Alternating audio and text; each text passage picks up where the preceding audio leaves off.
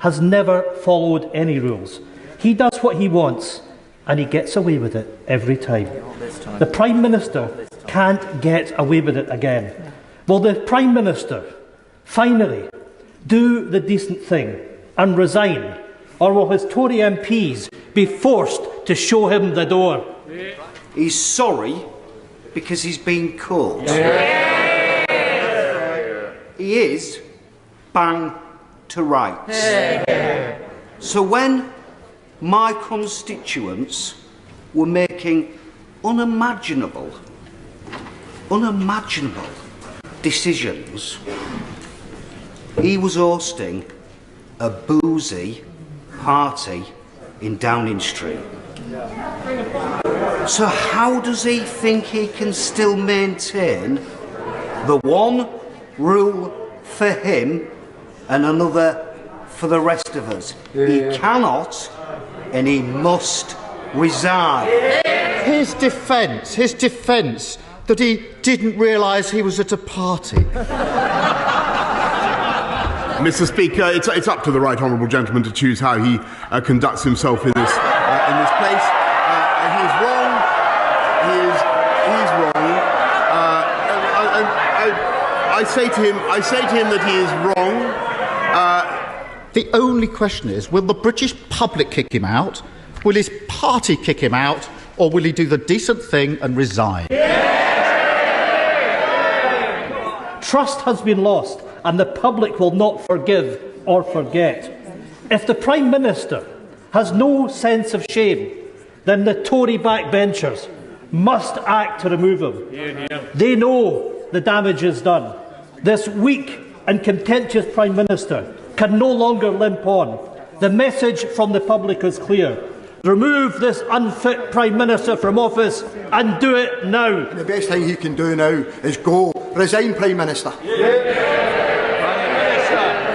Mr. Speaker, I refer to the answer I gave earlier on. He's tarnished the reputation of Lord Govt, and now he's making fools of every single MP who cheered him earlier. Every single one who goes out on the radio and television to defend this shower of shenanigans. You write right at the start of the book, this isn't another book about Boris Johnson, but he does feature heavily. Why does he?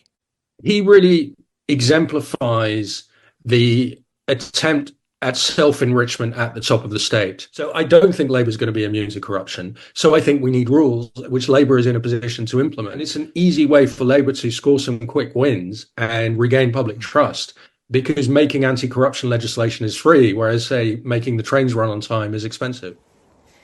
Potentially, Boris Johnson was the most corrupt Prime Minister that Britain has had, certainly since the last war. And we have to hope that he is certainly going to be the last corrupt Prime Minister that we ever have. And the responsibility to ensure that that happens lies with Keir Starmer and this Labour government. Recently on Times Radio, journalist and author Simon Kuper discussed his new book called Good Chaps.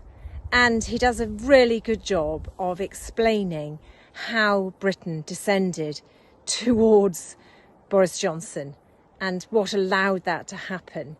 And he makes some very good suggestions about how we can correct what has gone wrong and safeguard for the future.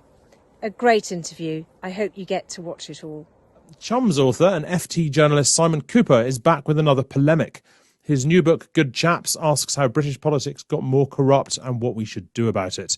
Tell me about the good chaps theory of British politics and civil service. What does it mean, the good chaps theory?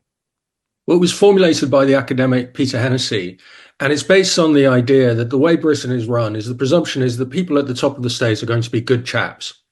Typically went to public school and Oxbridge, and then they would have gone to war, come back from a world war and run the government, the BBC, the NHS. And you didn't have to make rules for these people to tell them not to be corrupt, because they weren't going to be corrupt anyway. They were willing to die for Britain, so they weren't going to steal money from the state. So the heritage of that is that in Britain, we have very few rules binding the people at the top of the state. So the Tory minister who left office this month if tomorrow morning they want to go and work for Vladimir Putin, they can. There's not really any rules stopping them. So we have this good chaps theory, but the reality is that we have fewer good chaps than before, and chapesses. I use the term gender neutrally in the book. And so maybe we need rules to stop what seems to be growing corruption at the top of the state. Well, okay, let's go back to the start and take that all in turn then. So the golden age of sensible British governments, of good chaps, you'd say, is what, basically post-war until the Thatcher era, right? I'm getting that's about right? Yeah, that's about what I argue. That if you just look at the prime ministers from about 1940 until Thatcher becomes PM in 79, almost all of them, I think with the exception of Harold Wilson, had fought in one or other world war. So Ted Heath, much mocked, I think he got an MBE for bravery in the Normandy landings, or the Battle of Normandy. People like Macmillan, Eden, Attlee, they'd fought in World War One. They were good chaps. They never tried to enrich themselves out of their office. So yeah, that's really the heyday. And then from Thatcher, it starts to decline. Thatcher is the first prime minister who grew up after a world war. And she also thinks that getting rich is sort of holy. She admires that more than people serving the state. Okay, well, we'll come back to Thatcher in a minute. I guess, so the obvious question is that period you're talking about, 39 to 79. Another way of looking at that is a great period of national decline. I mean, until perhaps recently, we've never gone through such a great period of national decline. We lost our empire. We became a much less wealthy nation. Various institutions sort of fell apart. And by the end of the 70s, as a nation, we were more or less in crisis, which would suggest that the good chaps, even if they were good chaps, perhaps weren't doing a terribly good job. Is that fair? I think it's a bit unfair. I mean, it's a period of relative decline. So Britain goes from being a superpower in 1939 to very much not that, and under the International Monetary Fund's tutelage in 1979. So other countries catch up. Britain does get richer. So people who lived through the 50s and 60s saw their, quality of daily life improve immensely. I think it's true that the good chaps were not always the most professional runners of a state.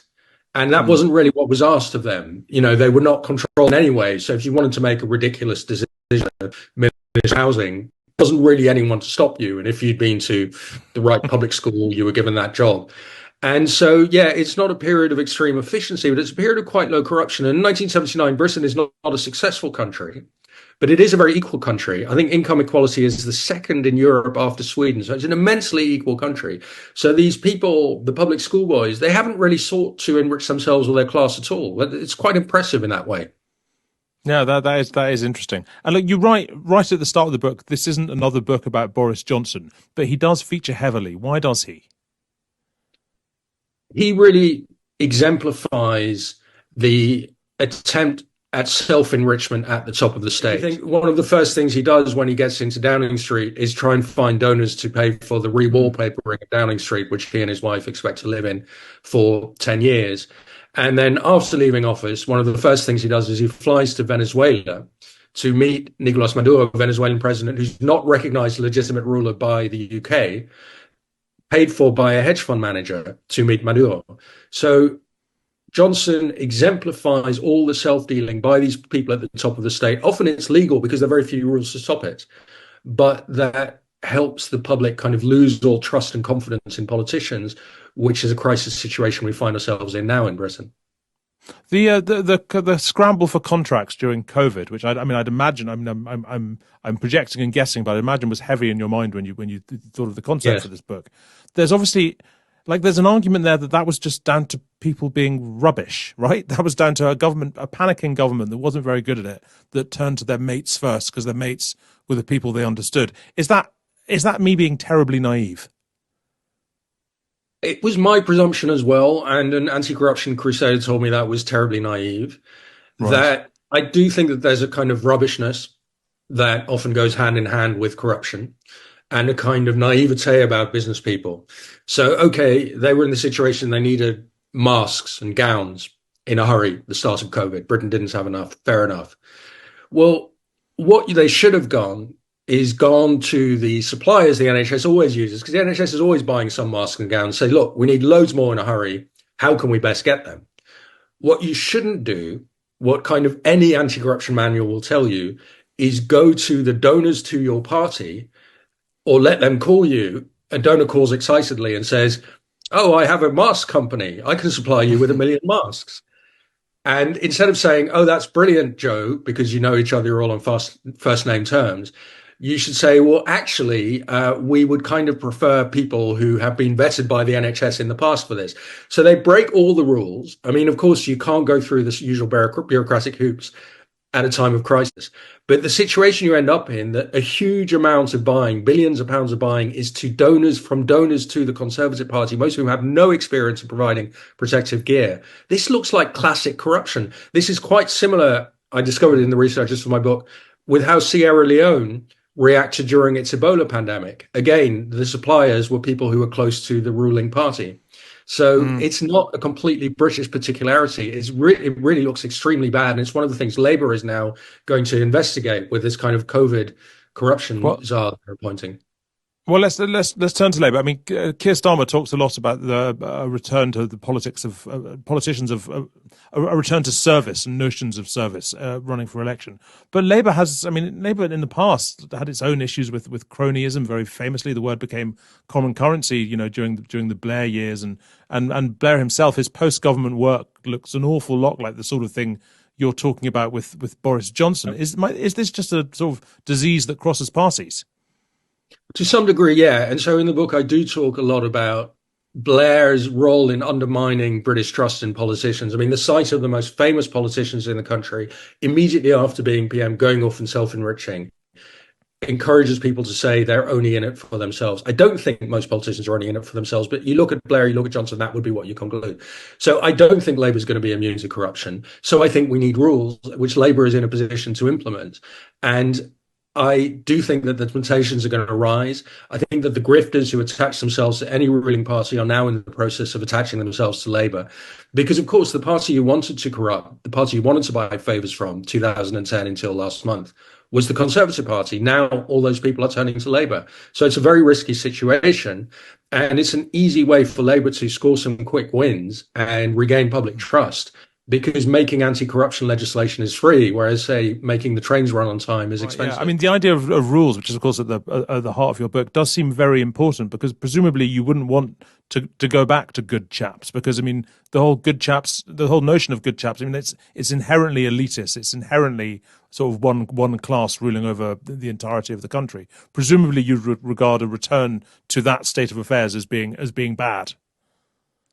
I think we need to democratise the good chap. So there are still these kind of public school good chaps in British public life who mean very well, who want to serve the state. Rory Stewart is the most famous example of that. Virginia Bottomley is another example. So these people come from the upper class. They believe deeply in public service, and they naturally assume their public service will be served at the top of the state because they were born at the top of the state.